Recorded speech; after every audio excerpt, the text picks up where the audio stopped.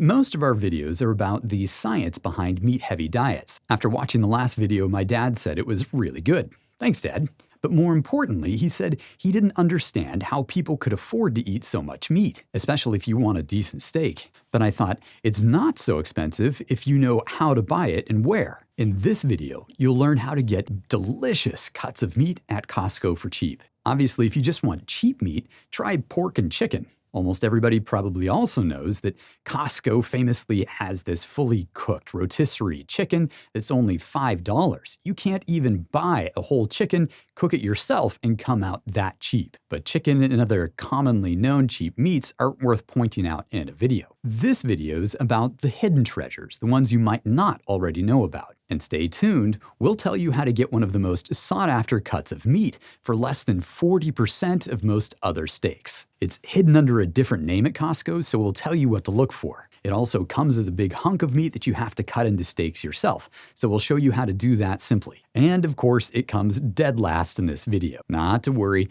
the other deals in this video are well worth learning as well. The first deal is the poor man's Wagyu steak. My son loves this one. He's always asking for it. I love it. For those of you who don't know, Wagyu's expensive, really expensive. It can cost hundreds of dollars per pound. Basically, it has lots of marbling, lots of fat running all throughout that meat. That fat running all throughout it makes it very tasty. And if you're trying to obtain the benefits of a keto diet, you need lots of fat. Well, I'm not spending $40 to $400 per pound on a Wagyu steak for my 7-year-old son.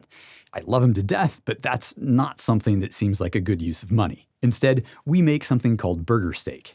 We get the absolute best ground beef we can, we shape it like a steak, cook it like a steak, and even eat it like a steak. It'll be one of the tastiest steaks you've ever had if it has lots of fat content, preferably at least 20%, maybe 25%. It's also incredibly tender compared to other steak. Thankfully, Costco has Wagyu ground beef for just a little over $5 per pound. I can afford that. Just remember to avoid the leaner cuts of ground meat that are all around it. The lean stuff won't taste good as a standalone steak. You might instead opt for grass-fed ground beef that's at least 20% fat. Costco does have organic ground beef, but it's not grass-fed and it doesn't have a high enough fat content. Try Whole Foods for reasonably priced grass-fed ground beef that has about 20% fat.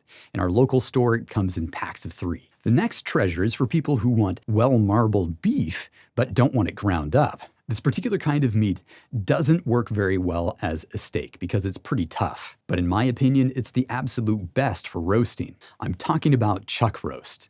Right now it's about $6 a pound, and the fat is so well spread out that it's almost impossible for it to get dry when you cook it. Just make sure to cook it for a while and get it past medium so that the gristle and connective parts break down. Don't worry, this particular meat from Costco will still taste good because of all that meat marbled throughout it, even if you overcook it a little bit. The third lesser-known bargain at Costco is lamb. I think most of us consider lamb a fancy red meat, yet the lamb roasts at Costco are cheaper than chuck roasts. Honestly, lamb isn't my favorite, but I know a lot of people love it. Maybe I just haven't discovered how to cook it right. If you have a good recipe that you'd recommend, perhaps you can put it in the comments below. I read all the comments and somebody else might come across it and benefit as well. The fourth bargain is something that's arguably meat, arguably not. It's easy to spot, and it seems to have gotten an undeserved bad reputation. It's Costco's organic eggs, and those things are cheap. But the yolks are more of a yellowish color than the deep orange that you'd see in most other premium eggs. I hear people say those Costco eggs aren't high quality. The proof is in that color in the yolk.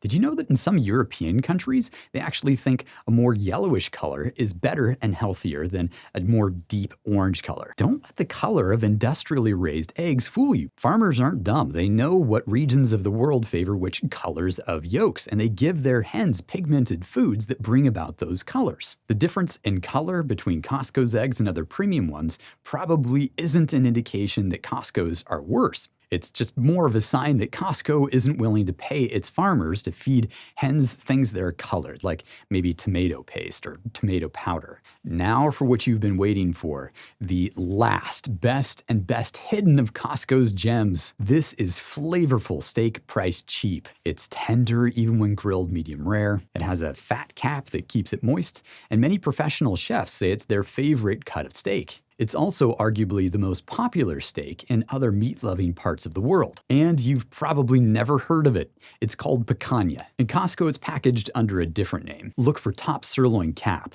It's about $7.50 per pound right now. That makes it the most expensive meat that we've talked about today. But keep in mind that most other cuts of steak that you'll see in other stores run more in the range of $20 per pound. Picanha, especially Costco's, is an absolute screaming deal. There's a slight problem though. It comes in a big hunk of meat that you have to cut yourself into steaks. Here's how.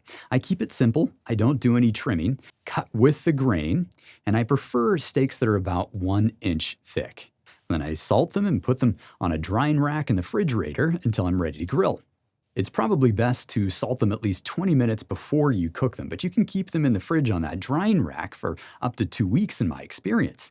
And that additional time just tends to add to the flavor. They're dry brining and dry aging. When it's time to cook, I grill them like any other steak. 4 minutes on one side, 3 minutes on the other for medium rare. Now you might be thinking, I can get a cheaper price on any kind of meat as long as I buy it in a big hunk and then I'm willing to cut it into steaks myself. That's somewhat true, but not so much anymore, at least not at Costco. You can stand by the door of the meat department and look through the window, try to get the attention of a butcher. Then you can ask for uncut versions of maybe New York strip steaks or perhaps maybe some ribeye. But in my recent experience, it only gives you a discount of about 80 cents per pound. If it's only an 80 cents difference, I'd rather buy pre-cut steaks and avoid having to stand there and flag down the butcher. Though you can still get a good deal on uncut steaks around the holidays. So if it's maybe Thanksgiving or Christmas time, keep an eye out for uncut packages of ribeye. That's an especially good deal on great steak. In the next video, we'll get back on track with what we had originally planned to produce. We'll talk about how meat-heavy diets affect aging. Thanks for watching.